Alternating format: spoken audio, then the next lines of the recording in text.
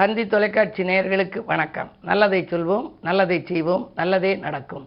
இன்று 11/2/2024 ஞாயிற்றுக்கிழமை, சதயம் நட்சத்திரம், இரவு 8:40 வரை, பிறகு பூரட்டாதி. இன்றைக்கு நான் உங்களுக்கு சொல்ல இருக்கிற நல்ல கருத்து, காகத்திற்கு உணவு வைப்பது ஏன் அப்படிங்கிறத நீ தெரிஞ்சுக்கணும். கிராமப்புறங்களில் பார்த்தா காலை நேரத்தில் எல்லாருமே காகா காகான்னு கூப்பிட்டு காகத்துக்கு உணவு வைப்பாங்க. இந்த உணவு வைக்கிறதுனால என்ன நடக்குது அப்படின்னா, அது உணவு நம்ம வச்ச உடனே தனியாக சாப்பிடாது, காக்கா மட்டும். அதே நேரம் நீங்கள் நாய்க்குட்டிக்கு வச்சிங்கன்னா அடுத்த ஒரு நாய்க்குட்டி வர்றபோது அது குலைக்க ஆரம்பிச்சிடும். தான் சாப்பிடணுங்கிற ஒரு எண்ணம் அதுக்கு இருக்கும். ஆனால் அதே நேரத்தில் காகத்துக்கு வச்சா காகா காகான்னு கூப்பிட்டு தன்னுடைய இனத்தை பூரா கூப்பிடும். ஆகையினாலே ஒற்றுமைக்கு வாழ அது அது கற்றுக் கொடுக்குது. பார்க்குற போது நம்மளும் நம்ம சொந்தங்களை எல்லாம் வரவழைக்கணுங்கிற ஒரு எண்ணம் வரும். அதுக்கு பிறகு அதிகாலையில் மரத்து மேலே ஏறி இது காகான்னு கத்துது, இவங்க கஞ்சியோ சோறோ கொண்டு போய் வைப்பாங்க. அதில் கொஞ்சம் எள் கலந்து வைக்கணும். எள் சனிக்குரிய தானியம், அதை கலந்து வைக்கணும். அது சாப்பிடும். அப்படி சாப்பிடுகிற பொழுது அது என்ன பண்ணும், சாப்பிட்றதுக்கு முன்னால் அப்படி வீட்டை ஒரு சுற்றுப்புற சூழலை பார்க்கும். இந்த பாம்பு, பல்லி, பாச்சை, எலி ஏதாவது செத்து கிடந்தால் அதை முதல்ல கொத்தி தின்றும்.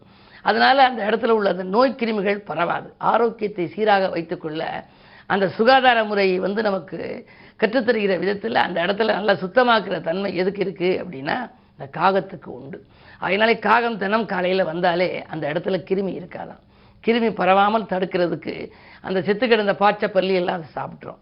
அதே நேரத்தில் சனிக்கு வாகனமாக அதை கொடுத்தது என்ன காரணம்னா, இப்படியெல்லாம் சுற்றுப்புற சுகாதாரம் நல்லா இருந்தால் நமக்கு ஆரோக்கியம் நல்லா இருக்கும். ஆரோக்கியம் நல்லா இருந்தால் ஆயுள் நீடிக்கும். ஆகையினாலே ஆயுள் காரகன் என்று வர்ணிக்கப்படுகின்ற சனி பகவானுக்கு வாகனம் காகம். காகத்தை கொடுத்துருக்காங்க நம்முடைய முன்னோர்கள் ஜோதிட சாஸ்திரத்தில். ஆக அப்படிப்பட்ட அந்த காகத்திற்கு எல்லாருமே தினந்தோறும் நம்ம சோறுகள் வைத்து உணவளிக்கிறது நல்லது. குறிப்பாக 7 சனி, அஷ்டமத்து சனி, அர்த்தாஷ்டம சனி, கண்டகச்சனி, பாதச்சனி எல்லாம் நடக்கிறவங்க கண்டிப்பாக காகத்தை போற்ற வேண்டும். கருணிற காகம் ஏறி காசினி தன்னை காக்கும் ஒரு பெரும் கிரகமான ஒப்பற்ற சனியே உன்னை உந்தன் அருள் கேட்டு வணங்குகின்றேன், அருகினில் வந்து காப்பாயின்னு சொல்லி சனிக்கவசம் ஒன்று நான் எழுதியிருக்கேன். அது மாதிரி அந்த சனி கருணிற காகம் ஏறுறவர். அந்த காகத்துக்கு நம்ம சோறு. 7 சனி யாருக்கு இப்போ நடக்குது, அஷ்டமத்து சனி யாருக்கு நடக்குதுன்னு பார்க்கணும். கடகராசிக்கு அஷ்டமத்து சனி, விருச்சிக ராசிக்கு அர்த்தாஷ்டம சனி, அதே நேரம் மகர ராசிக்கு பாதச்சனி, கும்பராசிக்கு ஜென்மச்சனி, மீன ராசிக்கு 7 சனி தொடங்குது. இந்த ராசிக்காரர்கள் எல்லாம் கண்டிப்பாக அந்த காகத்தை காகத்துக்கு உணவளிக்கணும். இப்படி காகத்துக்கு உணவளிப்பதன் மூலமாக நம்முடைய சுற்றுப்புற சுகாதாரமும் பாதுகாக்கப்படுது, ஆரோக்கியமும் சீராகிறது என்ற கருத்தை தெரிவித்து புண்ணியமும் நமக்கு கிடைக்கிறது என்ற கருத்தையும் வலியுறுத்தி இனி இன்றைய ராசி பலன்களை இப்பொழுது உங்களுக்கு வழங்கப் போகின்றேன். மேசராசி நேயர்களே, உங்களுக்கெல்லாம் இன்று பிள்ளையார் சுழி போடக்கூடிய நாள். எதற்கு? நல்ல காரியத்திற்கு. நல்ல காரியத்திற்கு பிள்ளையார் சுழி போடுகின்ற நாளாக இந்த நாள் அமையப் போகின்றது. ராசிநாதனே உச்சம், பஞ்சமாதிபதியும் கூட இருக்கின்ற பொழுது கவலையே இல்லை. பணம் பல வழிகளிலும் பைய நிரப்பும், நட்பு ஓட்டம் விரியும், நீங்கள் நினைத்ததெல்லாம் நிறைவேறுகிற நாளாக இந்த நாள் அமைகின்றது.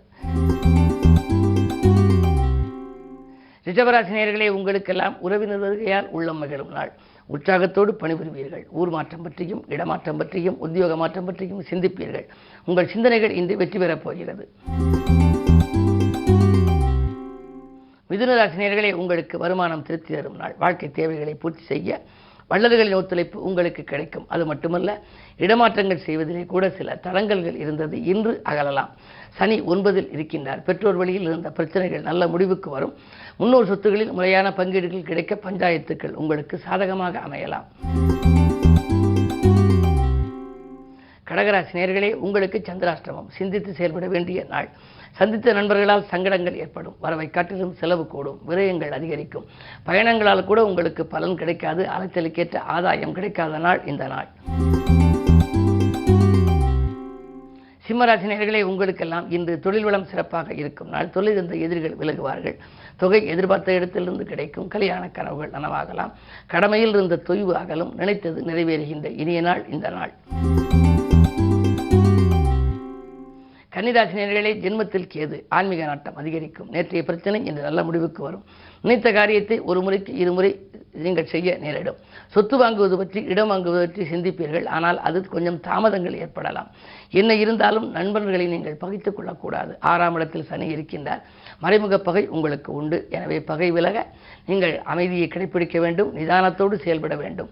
இன்று இனிய நாளாக அமைத்துக்கொள்ள நிதானமும் பொறுமையும் தான் உங்களுக்கு தேவை. துலாம் ராசி நேயர்களே, விலகிச் சென்ற சொந்தங்கள் விரும்பி வந்து சேரும் நாள். விலையுயர்ந்த பொருட்களை வாங்குவதிலே கவனம் செலுத்துவீர்கள். வீண் வாக்குவாதங்களை தவிர்ப்பது நல்லது. தொழில் முன்னேற்றம் உண்டு. அது மட்டுமல்ல, குறு பார்வை இருப்பதனாலே உறவினர்கள் உங்களுக்கு உதவிகரமாக இருப்பார்கள். நண்பர்களிடம் நீங்கள் கேட்ட உதவிகளும் உங்களுக்கு கிடைக்கும். இன்று உங்களுக்கு யோகமான நாள். விருச்சிக ராசி நேயர்களே, உங்களுக்கு பதவியில் இருப்பவர்கள் பக்கபலமாக இருக்கும் நாள். பணத்தேவைகள் உடனுக்குடன் பூர்த்தியாகும். 2லே சுக்கிரன் இருப்பதால் ஆடை ஆபரண சேர்க்கை உண்டு. அதிகார வர்க்கத்தின் ஆதரவோடு புதிய பொறுப்புகள் உங்களுக்கு கிடைக்கலாம். அரசியல் களத்தில் இருப்பவர்களுக்கு நிலைமை சீராகும். அது மட்டுமல்ல, நல்ல வாய்ப்புகளும் உங்களுக்கு வரலாம். 2லே சுக்கிரன் இருப்பதால் உங்களுக்கு பெண்வெளி பிரச்சனைகள் அகலும். பெண்களால் பெருமை சேரும். தனுசு ராசி நேயர்களே, உங்களுக்கெல்லாம் இன்று அக்கறை செலுத்தாத காரியத்தில் கூட ஆதாயம் கிடைக்கின்ற நாள்.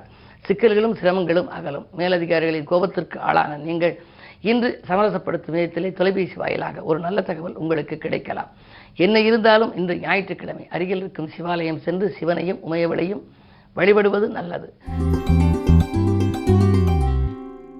மகர ராசி நேயர்களே, அஷ்டமாதிபதி சூரியன் ராசியில் இருப்பதால் புண்ணிய காரியத்திற்காக பொருளுதவி செய்ய முன் வருவீர்கள். விரயங்களை சுபவிரயமாக மாற்றிக்கொள்ளுங்கள். வீண் வாக்குவாதங்களை தவிர்ப்பது நல்லது. வாங்கிய இடத்தை விற்கக்கூடிய சூழல் கூட ஒரு சிலருக்கு உண்டு. அதன் மூலமாக வருகின்ற வருமானத்தை கொண்டு தொழில் செய்யலாமா என்று சிந்திப்பீர்கள். கும்பராசி நேயர்களே, உங்கள் ராசியிலேயே சந்திரன் சனிச்சந்திர யோகம் இருப்பதனாலே மனக்கவலைகள் மாறும். பணப்புழக்கம் அதிகரிக்கும். தொழில் சம்பந்தமாக நீங்கள் எடுத்த புது முயற்சிகள் வெற்றி உண்டு. அதிகாலையில் வரும் அலைபேசி வழி தகவல் ஆதாயம் தரும் தகவலாகவே உங்களுக்கு இருக்கும்.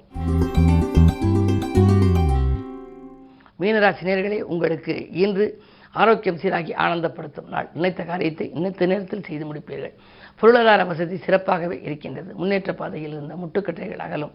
கண்ணேறுபடும் விதம் கூட உங்கள் முன்னேற்றம் வரப்போகிறது. அந்த அளவிற்கு உங்களுடைய உழைப்புக்கேற்ற பலன் கிடைக்க இன்று நீங்கள் எடுக்கும் ஒவ்வொரு முடிவும் நல்ல முடிவாக இருக்கும். மேலும் விவரங்கள் அறிய தினத்தந்தி படியுங்கள்.